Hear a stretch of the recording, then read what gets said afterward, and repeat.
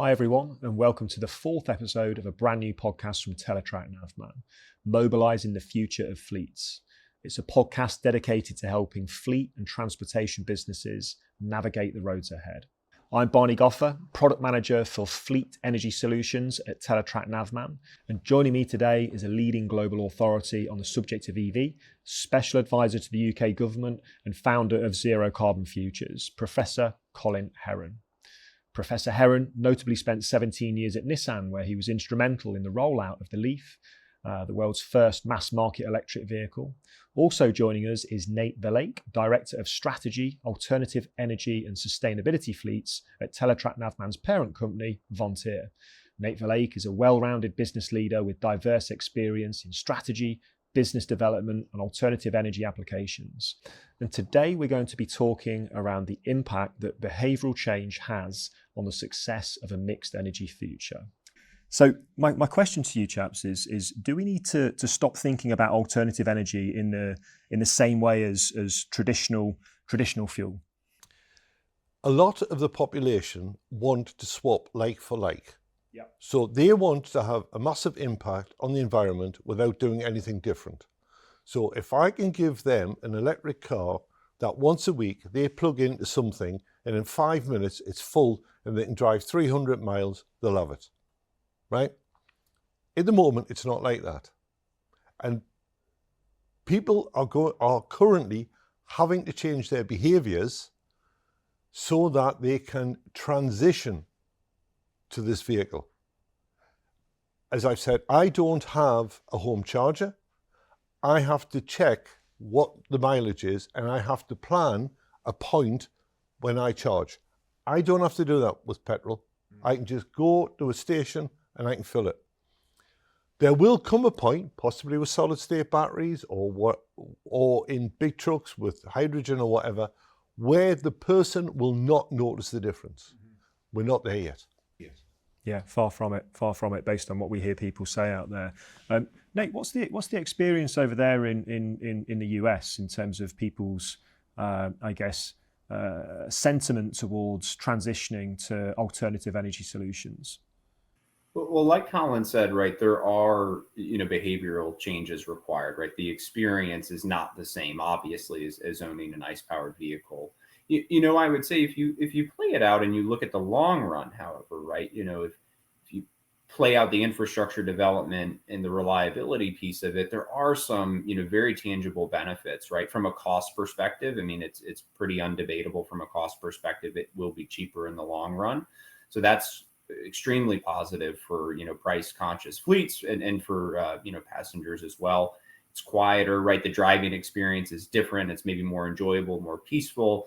And when you think about the charging experience, right, plug and charge as a protocol, essentially allows you to plug in the vehicle and all of the payment and the authentication, it happens, right? And your vehicle starts charging, right? So there are, I think, if you look kind of mid and long term, there are ways that this plays out where it becomes a much more seamless experience, more enjoyable experience, right? And like Colin said, we're working through challenges at the moment. But they're certainly not insurmountable. And I think looking long term, there's some real tangible benefits. Sure. So the charging experience is key to all of this, in my opinion, because you hear so many negative stories out there. If the charger doesn't work, it was the same price as it cost me to fill my internal combustion engine. How much of that is true, and how do we solve that? How do we get over this negativity around that experience of charging? Take the second point first, Yeah. This is what I say to people. Okay, why have we got EVs? So that we can save the human race and make the environment a lot better. Whoever said it was going to be cheaper? Mm-hmm. Whoever said per mile it was going to be cheaper than a diesel? So why is it the cost of per mile a comparative? Why is their assumption it will be cheaper? If it's the same price, is that a problem?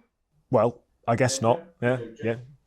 Go for it, Nate. Jumping in on the experience side, Barney, I mean, I think a lot of the problems cited are real, right? A lot of the times, especially in North America, you show up to a charger and it's not working, or you need to authenticate multiple times and plug and unplug the vehicle to get things to work, right? So again, like it's not to say as if the challenges aren't there. I think they are. But if you compare it right to the, again, to the ice world, that infrastructure has been deployed, running for 100 years, right? There's been a lot of time to work through any challenges there, and it's a finely tuned machine, right? I think it would be just unwise to think that this transition isn't going to have some challenges inherent, right? And the good news is we're still very early, but we've made pretty significant progress.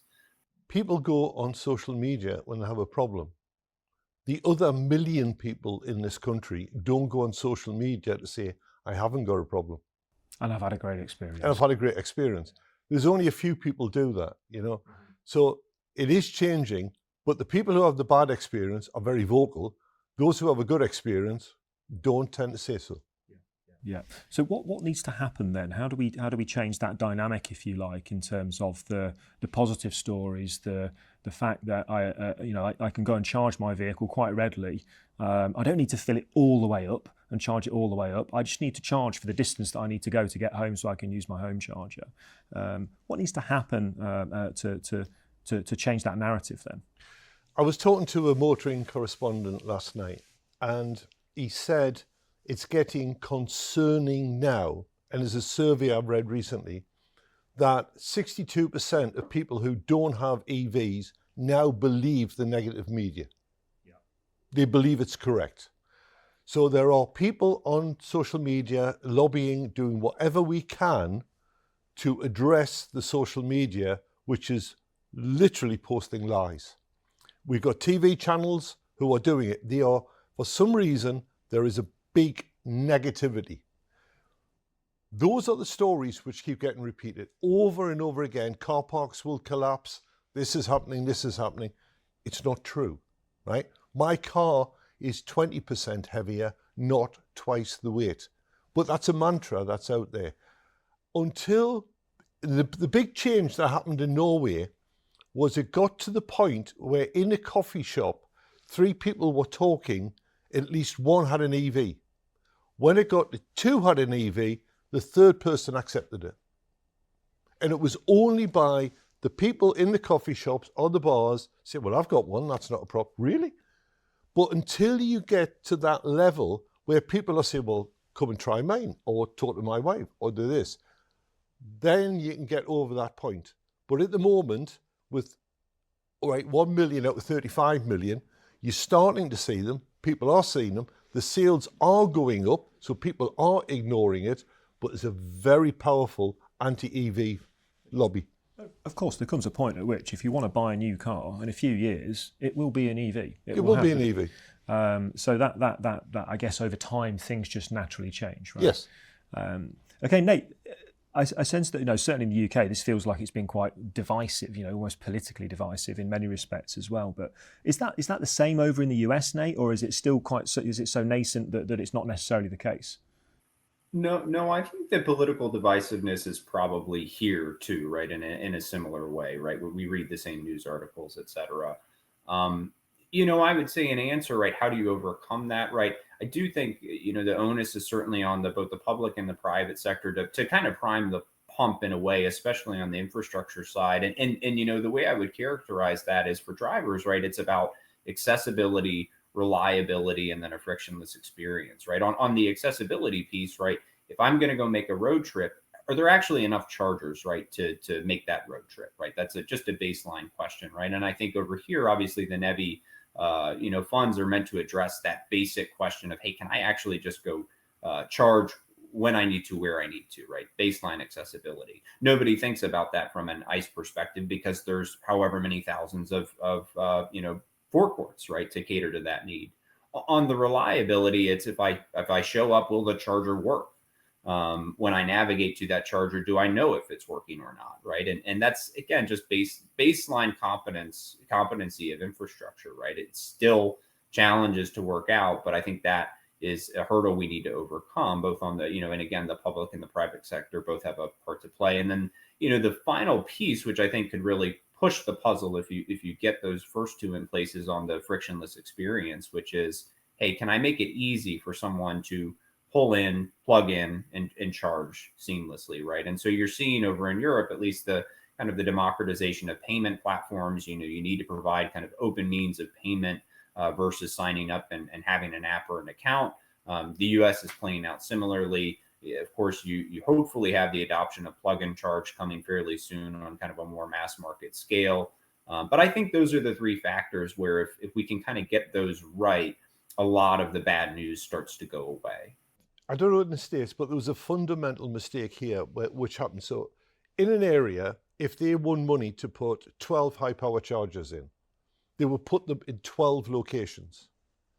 I would say, no, put 3 and 4 locations.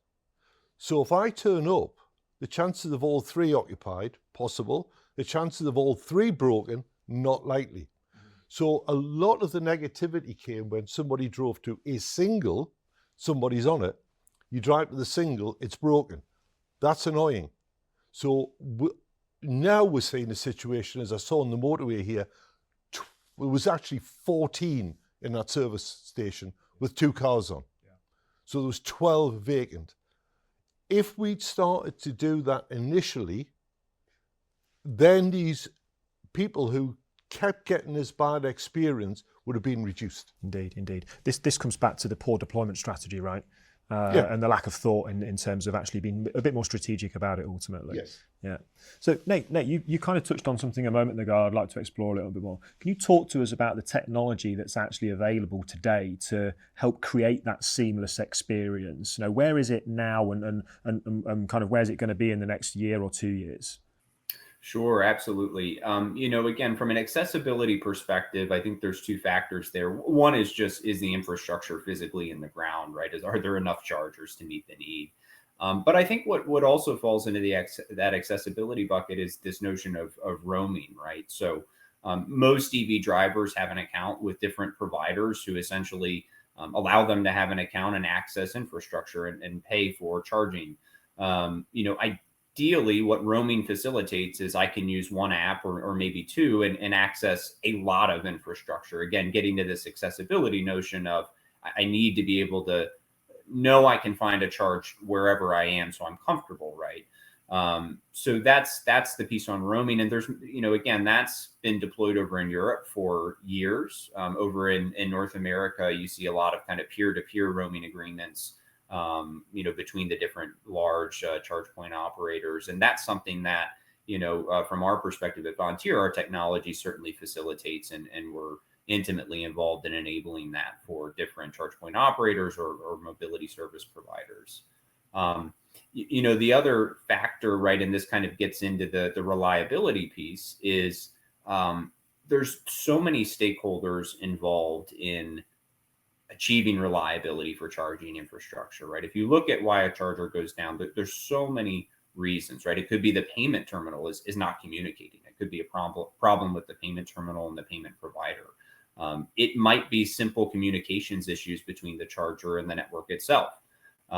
It could be, again, it could be the physical infrastructure, right? And so I think that's maybe a little more complex because there's so many stakeholders involved in that equation. Our technology at Vontier sits on top of the infrastructure from a software perspective, and we have algorithms to understand what's going on at the charger and then do some self-healing, right? Some stop-start, some other activities, et cetera, to hopefully, negate the need to have someone come out to the charger, look at it and fix it, right? So again, there's ways to deliver value there. And then, of course, there is just the, do you have a physical service footprint to go out and repair infrastructure if it needs repairing, right? That's important. And I think that service infrastructure is still getting built out as well. And then lastly, on the kind of the frictionless experience, right? That's really where this whole notion of plug and charge and ISO 15118 comes in, right? That's this protocol where, you simplify that experience for the driver. They simply plug in. All of the authentication and payment happens in the background and you start charging your vehicle. I mean, what could be more convenient than that experience? And I think, again, it's early days, but you're seeing there's a big ecosystem of players who needs to be involved to make it happen. It's the auto OEMs, it's the charger manufacturers, it's the backend software providers, the charge point operators, et cetera.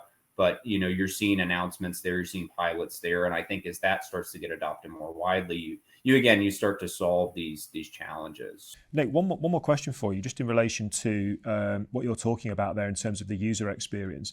Is it different for the consumer, so me going to the shops at the weekend, for example, or on holiday, compared to a fleet manager? Or are